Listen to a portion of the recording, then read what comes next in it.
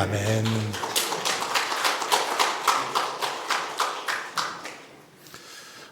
가수 인순이가 불렀던 거위의 꿈이라는 그런 노래가 있습니다. 거위는 오리과에 속한 이 가금류인데 날개가 있어도 날지를 못하죠. 그런데 그 중에서도 아주 못나고 그리고 버려진 거위 한 마리가 있는데 이 못난 거위가 꿈을 꾼다는 그런 노래입니다. 노래 가사는 이렇게 시작이 됩니다. 난 꿈이 있었지요. 버려지고 찢겨 남루하여도 내 가슴 깊숙이 보물과 같이 간직했던 꿈. 혹 때론 누군가가 뜬모를 비웃음 내 등 뒤에 흘릴 때도 난 참아야 했죠. 참을 수 있었지요. 그날을 위해. 그러다가 다음과 같은 후렴으로 이어지죠. 그래요. 난 꿈이 있어요. 그 꿈을 믿어요. 나를 지켜봐요. 저 차갑게 서 있는 운명이란 벽 앞에 당당히 마주칠 수 있어요. 언젠가 난 그 벽을 넘고서 저 하늘을 높이 나를 수 있어요. 이 노래 거위의 꿈이라는 노래인데 절망과 좌절에 빠진 많은 사람들에게 희망을 주고 꿈을 주는 그런 노래입니다. 많은 사람들이 이 노래를 듣고 위로를 받기도 하고 새롭게 도전하고 꿈을 꾸는 것도 볼 수 있습니다. 그러나 여러분 우리 주변에 보면 꿈을 꾸기는커녕 여전히 오히려 하루하루 버티며 살아가는 것조차도 힘들어하며 사는 그런 사람들이 주변에는 훨씬 더 많은 것을 볼 수 있습니다. 심리학자 이 메슬로우는 이런 현상을 가리켜서 요나 컴플렉스다라고 그렇게 말합니다. 구약 성경에 보면 요나가 나오는데 요나는 자기 자신에 대해서 비관하고 이렇게 자책하는 그런 모습을 보여주고 있는데 요나는 그렇죠. 뭐라고 말하냐면 무슨 이 나 같은 것이 니네가 회개하고 하나님께로 돌아올 수 있단 꿈을 꾼단 말인가. 그러면서 스스로를 비관하고 자책합니다. 이런 꿈 내게는 너무나 허황되고 말도 안 되는 꿈이야. 이렇게 자책하더라는 거죠. 게다가 성경을 보면 메뚜기 컴플렉스도 있죠. 여호수아와 이 갈렙만 빼놓고 가나안 땅을 정탐했던 10명의 정탐꾼들은 메뚜기 컴플렉스에 빠져 있었습니다. 그래서 그들은 이렇게 말하죠. 우리는 뛰어봤자 메뚜기야.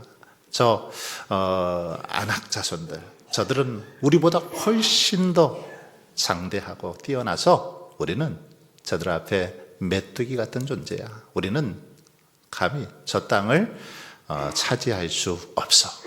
이렇게 말하고 있습니다.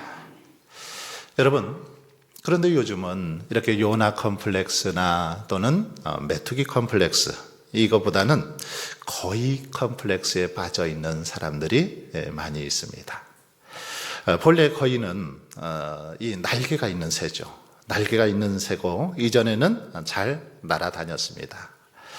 같은 오리이지만 청둥오리 지금도 잘 날죠. 헤엄도 잘 치고 잘 이렇게 날아다니기도 합니다. 수백 수천 년 전에는 이 거위에게도 그런 때가 있었습니다. 하늘을 날기도 하고 강물에 가서 헤엄을 치며 고기도 잡아먹기도 했습니다. 그런데 지금은 날개가 있지만 날지를 못하는 그런 존재가 되었습니다. 너무 오랜 세월 동안 나는 연습을 하지도 않고 또 날려고 날 생각도 하지 않았기 때문이죠. 그런데 오늘날 많은 사람들이 바로 이런 거위 컴플렉스에 빠져 있더라는 거죠. 꿈을 꾸지도 않고 노력하지도 않습니다. 꿈을 꾸어보려고 생각조차도 하지 않더라는 거죠. 그러면서 그렇게 말합니다. 도대체 내 인생은 왜 이런 거야? 스스로 낙심하고 절망하고 그렇게 비관하며 살아가는 경우들이 많이 있습니다. 꿈꾸는 것을 포기해버리더라는 거죠. 그러나 가수 인순이는 그런 거의 한 마리도 꿈을 꾼다라고 그렇게 노래하고 있습니다. 거의 중에서도 가장 못나고 찢겨 남루한 그런 거의 한 마리도 꿈을 꾼다는 것입니다. 그 꿈이 어떤 꿈입니까? 바로 이 하늘을 나는 그런 꿈이죠. 날다가 차가운 운명이란 벽 앞에 부딪히고 깨져도 포기하지 않고 당당히 그 벽을 넘어서 하늘 높이 날아오르겠다라는 그런 꿈을 거인은 꾸고 있다라는 것입니다. 이 못난 거인에게도 절대로 포기하지 않는 그런 꿈이 있었다라는 것입니다. 나는 포기하지 않을 거야. 절대로 포기하지 않을 거야. 내가 포기하지 않고 날개를 푸드덕거리면 나는 머지않아 비로소 하늘을 날 수 있을 거야. 날게 될 거야. 이런 꿈을 노래하고 있다라는 것입니다. 물론 여기서 여러분 거인은 단지 이렇게 그 동물, 가금류에 속하는 거인만을 말하는 것이 아니라 이 시대에 꿈과 희망을 잃어버리고 살아가는 모든 사람들을 은유적으로 표현하는 그런 표현이죠. 어쩌면 이 노래는 가수 인순이의 삶의 고백이고 이야기이기도 합니다. 우리가 잘 아는 것처럼 인순이는 혼혈아로 그렇게 태어나죠. 그 당시 혼혈아로 태어나서 세상을 살아간다는 거 굉장히 힘든 그런 순간들이었습니다. 어린 시절 학교에 다니면서 많은 상처와 좌절을 겪었습니다. 그러나 그녀는 이런 현실의 장벽을 뛰어넘고 이제 많은 사람들에게 감동을 주고 위로를 주고 인정받는 그런 가수의 꿈을 이루었던 것을 볼 수 있습니다.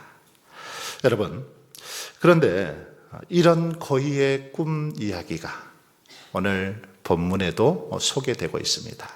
오늘 본문에 보면 요셉이라는 거인의 꿈에 대해서 이야기를 하고 있습니다. 요셉은 항상 이 거인의 꿈을 꾸었습니다. 하루는 형제들의 곡식단이 자신에게 이렇게 절하는 꿈을 꾸죠. 창세기 37장 7절에 보시면 우리가 밭에서 곡식단을 묶더니 내 단은 일어서고 당신들의 단은 내 단을 둘러서서 절하더이다. 그리고 또 다른 꿈도 꿉니다. 하늘의 해와 달과 별이 자신에게 절을 하는 그런 꿈이죠. 37장 9절을 보시면 요셉이 다시 꿈을 꾸고 그의 형들에게 말하여 이르되 내가 또 꿈을 꾼적 해와 달과 11별이 내게 절하더이다 하니라. 하늘의 해와 달과 별이 자신에게 절하는 이런 꿈을 꾸었습니다. 그런데 요셉은 이 꿈을 꾼 후에 이 꿈을 형들에게 그리고 아버지에게 자랑을 하죠. 그런데 요셉의 형들의 입장에서는 이런 요셉이 못마땅했습니다. 기분 나빴죠. 형들인 자기들이 요셉 그 동생한테 절한다 이런 꿈을 얘기하니까 기분 좋을 리가 없었습니다. 굉장히 얄밉게 보였죠. 2008년 개봉한 영화 가운데 좋은 놈, 나쁜 놈, 이상한 놈이라는 그런 영화가 있습니다. 혹시 보셨는지 모르겠습니다만은 송강호나 정우성, 이병헌 이런 아주 유명한 그런 배우들이 주연을 맡았는데 여기 보면 좋은 놈과 나쁜 놈은 확연하게 차이가 나죠. 좋은 놈은 그냥 좋은 놈입니다. 나쁜 놈은 그냥 나쁜 놈이죠. 그런데 이상한 놈이 있는데 이 이상한 놈은 괴짜라서 나쁜 놈이라고도 할 수 없고 또 좋은 놈이라고도 할 수 없습니다. 이처럼 어쩌면 아버지 야곱의 입장에서 보면 요셉은 참 좋은 놈입니다. 그러나 형들의 입장에서 보면 굉장히 나쁜 놈이죠. 그리고 주변의 사람들이 볼 때는 요셉은 좋은 놈일 수도 있고 좋은 놈도 나쁜 놈도 아닌 이상한 놈이었을 것입니다. 왜냐하면 요셉에게는 약간의 좀 똘끼도 있죠. 괴짜 기질이 좀 다분했습니다. 맨날 이렇게 이상한 꿈 이야기를 하고 다녔는데 자기들이 들을 때는 굉장히 허황된 그런 이야기처럼 들렸기 때문이죠. 그래서 오죽하면 형제들은 이런 요셉이 너무너무 밉고 이제 싫어서 요셉을 어떻게 할까 자기들끼리 의논을 합니다. 그래서 오늘 본문에 보면 저기 꿈꾸는 놈이 온다. 꿈꾸는 놈이 저기 오고 있다. 저놈을 죽여서 구덩이에 던져버리자. 그리고 아버지에게는 맹수가 그를 잡아 먹었다고 하자. 그리고 저놈의 꿈이 어떻게 될지 한번 지켜보자. 이렇게 형제들이 공모를 하고 있는 걸 볼 수 있습니다. 얼마나 동생이 좀 얄미웠으면 이렇게 형제들이 이런 공모를 했겠습니까? 아무튼 요셉은 형들에게 있어서 매우 나쁜 놈이었습니다. 죽이고 싶을 정도로 미운 놈이고 아주 이상한 놈이었죠.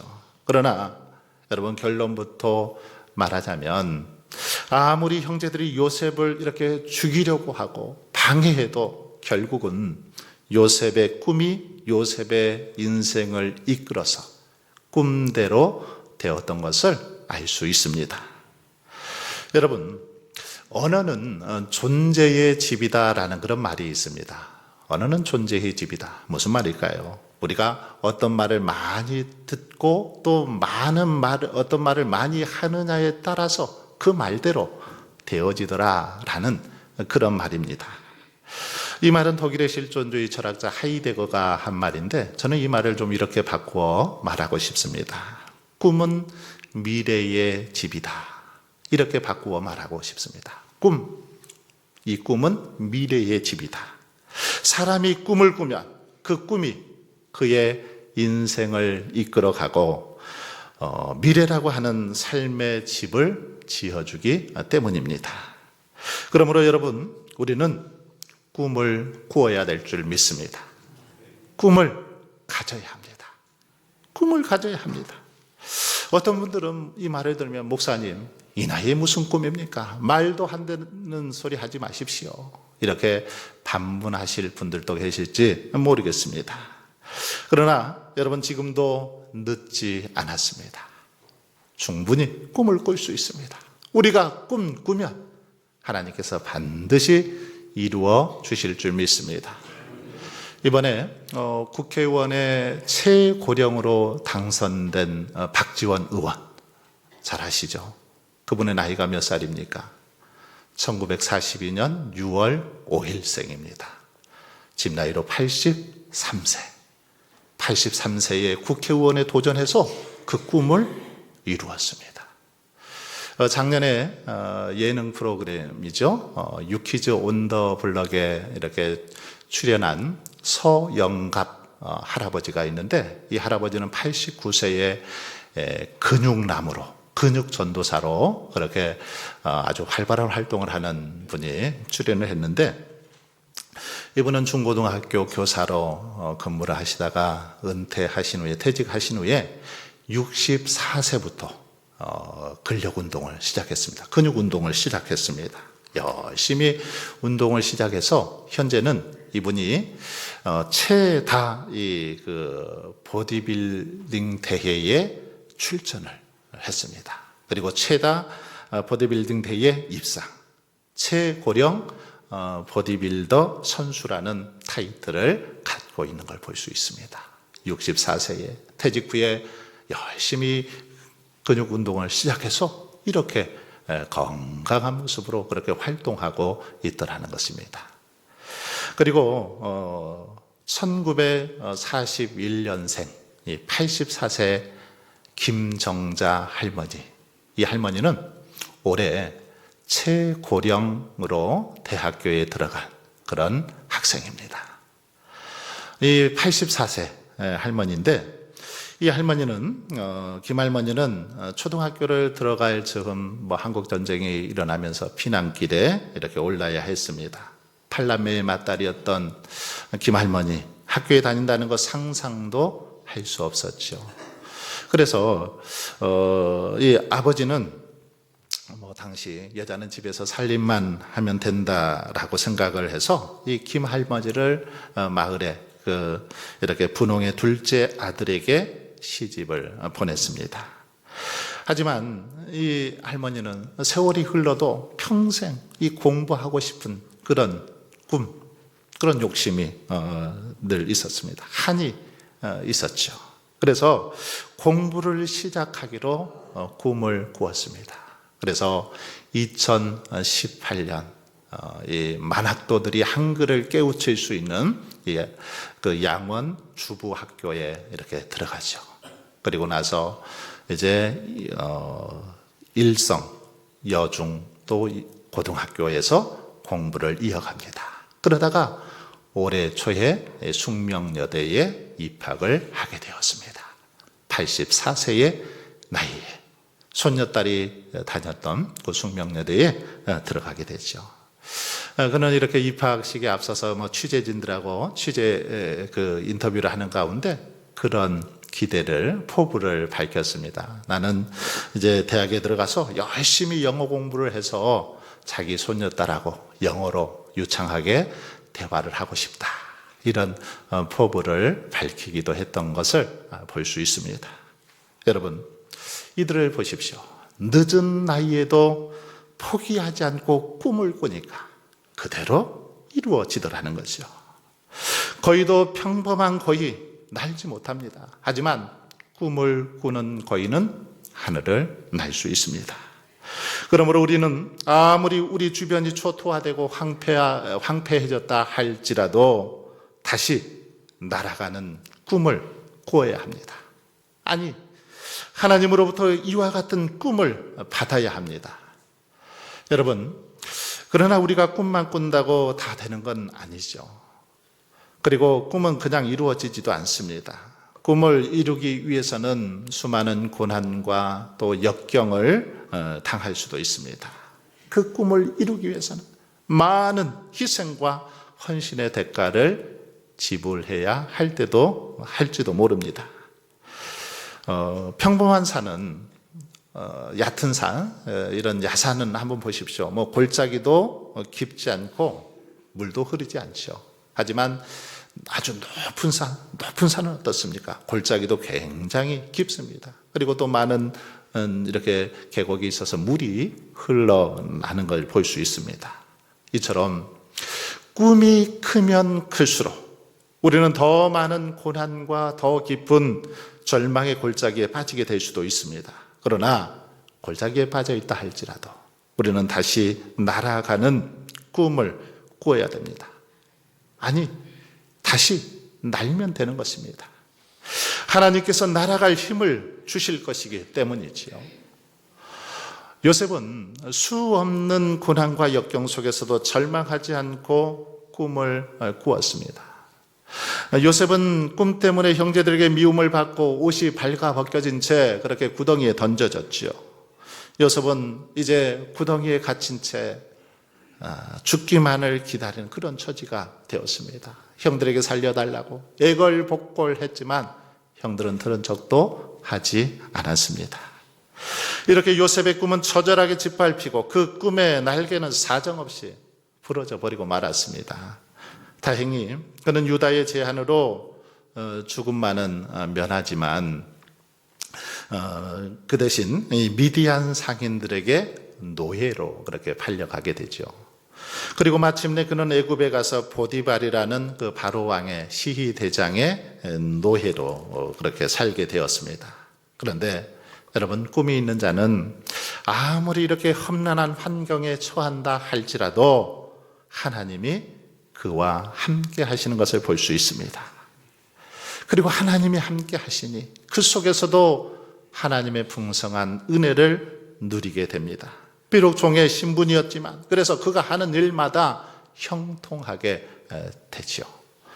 창세기 39장 2절에 보시면 여호와께서 요셉과 함께 하심으로 그가 형통한 자가 되어 그의 주인 애굽 사람의 집에 있으니, 하나님이 함께 하시니까 형통한 자가 되었다라는 것입니다. 그래서 요셉은 보디발의 이 눈에 들어서 가정 총무가 됩니다. 노예로 팔려갔지만 그 가정을 이렇게 잘 다스리는 노예들의 우두머리가 되어서 모든 노예를 다스릴 뿐만 아니라 집안의 살림까지도 보디발의 그 가정의 모든 재정을 관리하는 그런 사람이 되죠.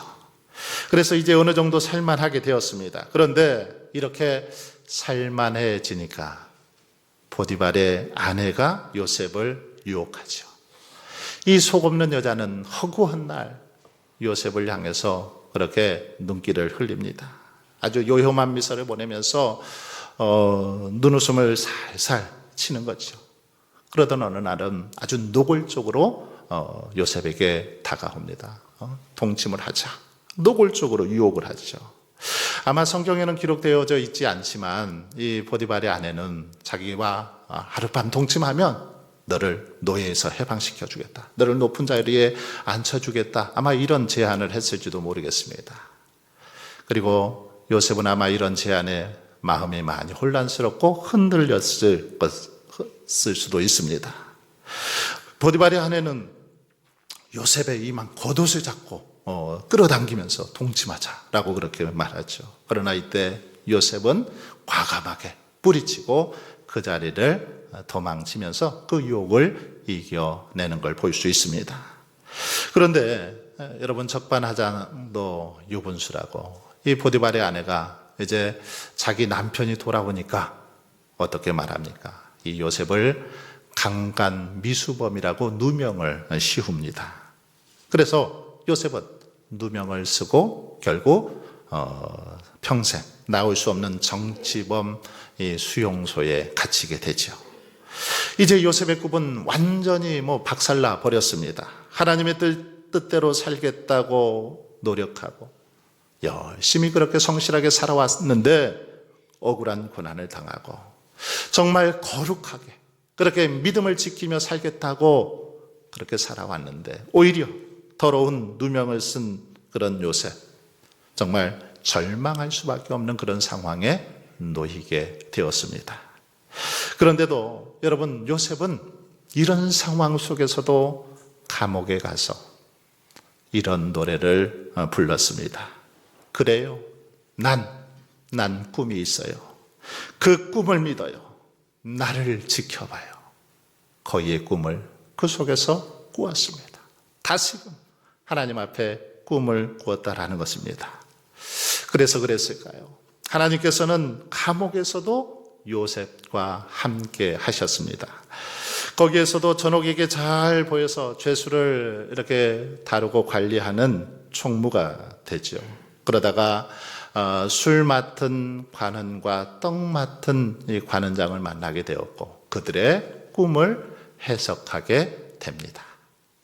술 맡은 관원장은 요셉의 해석대로 복직이 되지만 떡 맡은 관원장은 죽임을 당하게 됩니다.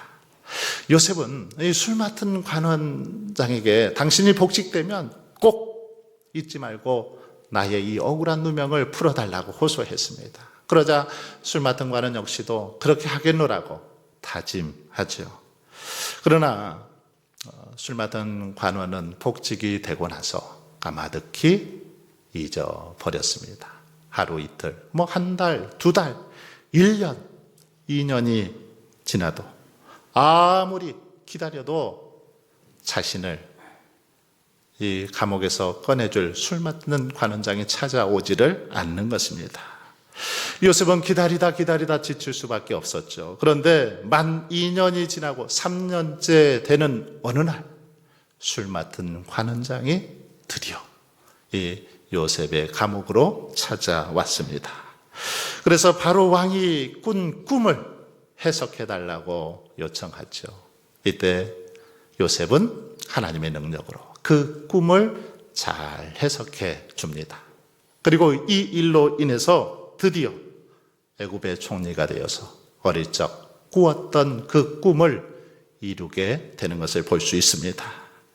여러분, 요셉의 이런 그 인생의 모습을 보면 반드시 꿈은 이루어진다라는 사실을 알 수 있습니다. 꿈은 반드시 이루어지더라는 것입니다. 포기하지 않고 기도하며 노력하면 반드시 이루어지더라는 것입니다. 저도 교회 이렇게 옆에 있는 그 땅을 보면서 꿈을 꾸었습니다. 빈 땅, 저쪽 그 풀이 무성한 그 빈 땅을 보면서 저 땅을 좀 예쁘게 꾸몄으면 좋겠다. 그리고 교회 이 옹벽을 보면서 저기도 좀 예쁘게 꾸미면 교회 주변 환경이 훨씬 더 아름답겠다. 우리 교회도 또 좀 의료 봉사도 하면서 이렇게 지역민들을 좀 섬기면 좋겠다. 이런 꿈을 꾸었습니다. 기도했습니다. 그런데 보니까 어느 순간 다 하나님께서 그 꿈을 이루어 주셨습니다. 신기한 방법으로 이제 꽃밭이 이렇게 만들어졌습니다. 그리고 교회의 옹벽도 아주 예쁘게 그렇게 벽화가 그려지게 되었습니다. 이제 다가오는 5월 15일에는 의료 이렇게 봉사도 하게 되었습니다. 전주에 더헌누리 교회라는 교회 의료 봉사팀이 와서 봉사를 해주기로 그렇게 되었습니다. 꿈을 꾸니까 하나님께서 이루어 주시더라는 것입니다. 여러분, 이제 저는 새로운 꿈을 꿔봅니다. 운주 면민의 50% 우리 운주교회가 책임을 지면 좋겠다. 이런 꿈을 꿔봅니다. 운주 지역에 많은 사람들, 아직도 하나님을 알지 못하고 살아가는 영혼들이 있는데 그들에게 주의 사랑을 전하고 그들을 주께로 인도하는 그런 꿈을 꿔봅니다. 뿐만 아니라 지역사회에 선한 그 영향력을 끼치는 교회, 좀 더 우리 교회가 성숙한 모습으로 지역사회에 꼭 필요하고 칭찬받고 인정받는 그런 교회의 모습을 꿈꾸고 있습니다. 바라기는 저와 저뿐만 아니라 여러분들도 이 꿈에 동참해 주시고 함께 해 주시기를 바랍니다. 사랑하는 성도 여러분, 우리 하나님께서는 꿈꾸는 자와 함께 하십니다. 꿈을 이루도록 도와주시고 격려해 주시는 분, 바로 우리 하나님이십니다.